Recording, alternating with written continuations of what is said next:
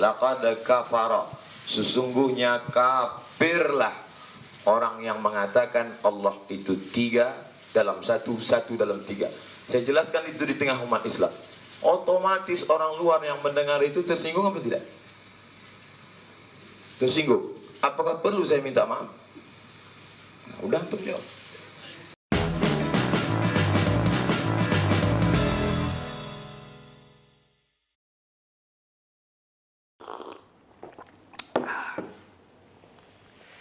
Malam ini saya belajar dari seorang yang bernama Abdul Somad.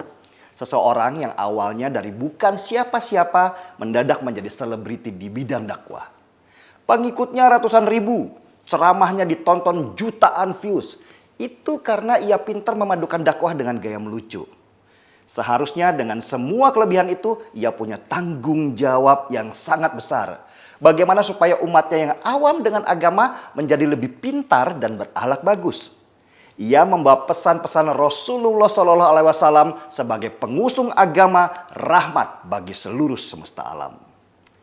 Tetapi sesudah menonton video di mana ia sama sekali tidak merasa bersalah sudah menyinggung agama lain, saya jadi senyum-senyum sendiri. Ternyata memang manusia itu makhluk yang lemah. Dipuja sedikit kakinya tidak menginjak tanah. Disanjung sedikit kepalanya terus mendongak ke atas.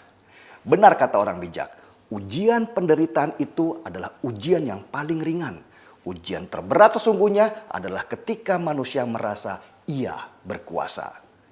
Apa Somad pernah mendengar cerita tentang ahli ibadah yang bangkrut? Ceritanya ahli ibadah ini meninggal. Ia sudah ada di depan pintu surga ketika malaikat menyetopnya. Hei, tunggu dulu. Kulihat di belakangmu banyak orang yang mengejarmu. Tolong sapa mereka dulu. Si ahli ibadah ini kemudian menyapa orang-orang yang mengejar dia. Dan lalu bertanya, ada apa? Di depan malaikat orang-orang itu bercerita bagaimana si ahli ibadah ini menyakiti hati mereka.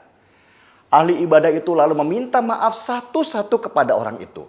Begitu banyaknya mereka disakiti. Sehingga amal dan pahala si ahli ibadah habis tak bersisa.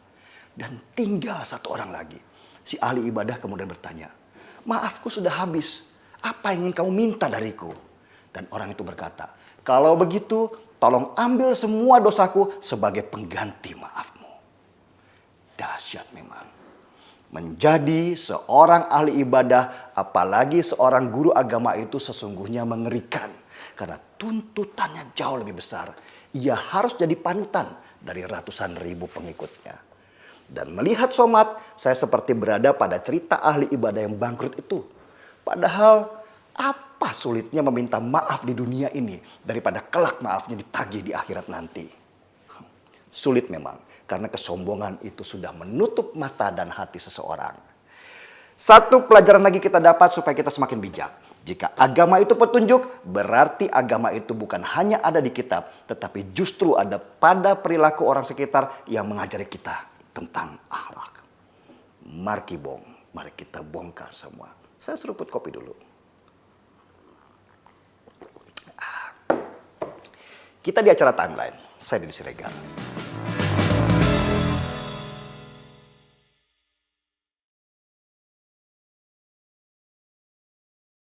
Para cebong yang budiman dan kampret yang durhaka, jangan lupa subscribe ya dan klik loncengnya.